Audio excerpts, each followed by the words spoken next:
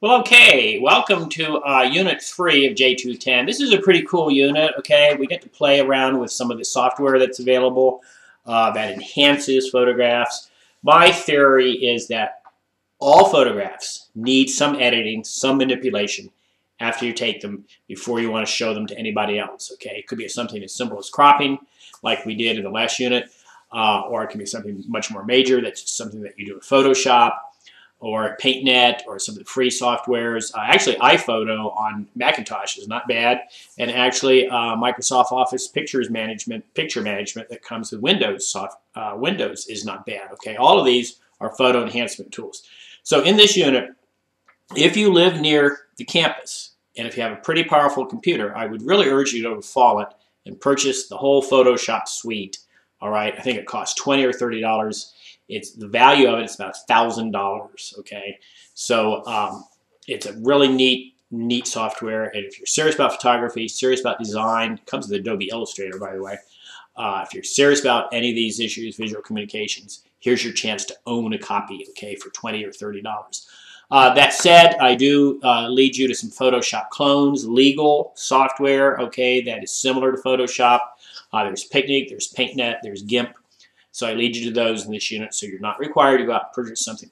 But you are required to start manipulating your photos, and one of the goals here is that at the end of the course, you have a big project due that's very photo intensive, and I want to make sure all those pictures that you put in that project have been enhanced, okay, have been manipulated to improve their visual appeal. That's what this unit's about, and that's where we're headed.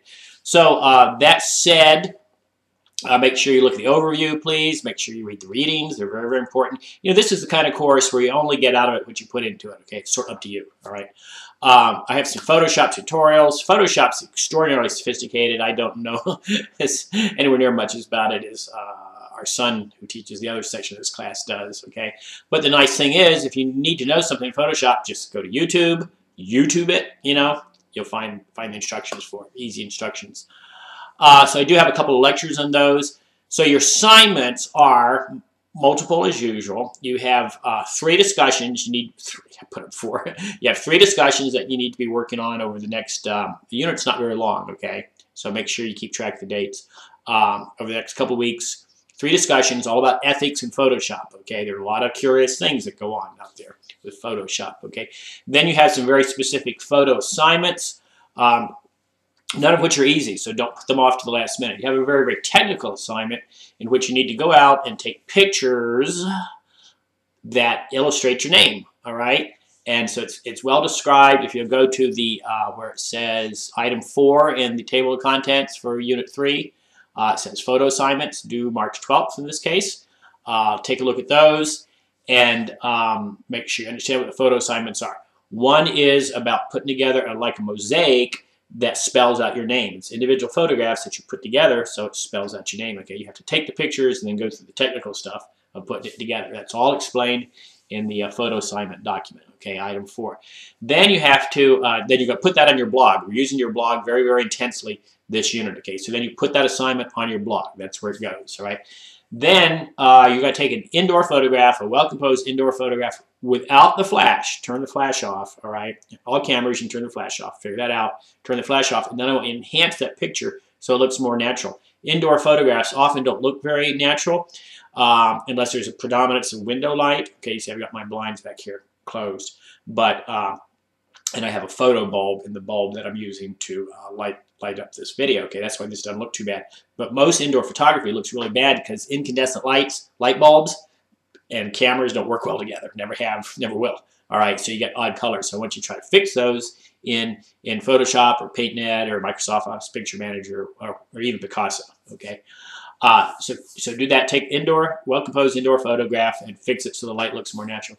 Then last but not least, I want you to go outside, take a very, very well-composed picture and make it more vibrant. Make the colors more saturated. Make the picture kind of snap out at the viewer, okay? If I were doing this, I'd be using Photoshop. I would shoot in Camera Raw.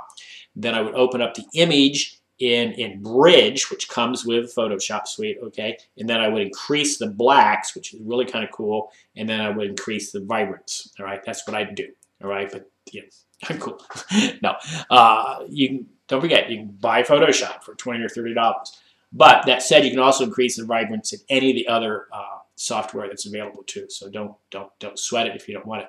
The disadvantage of Photoshop is it takes up a lot of room on your computer and it takes up a lot of memory. So be careful. Okay, that's pretty much it.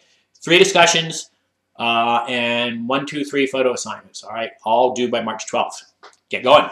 And I'll be looking at your blogs and I'll give you some feedback. I've been looking at Facebook regularly, but I'll finish that up and give you some feedback. So keep your eye out for my feedback, please.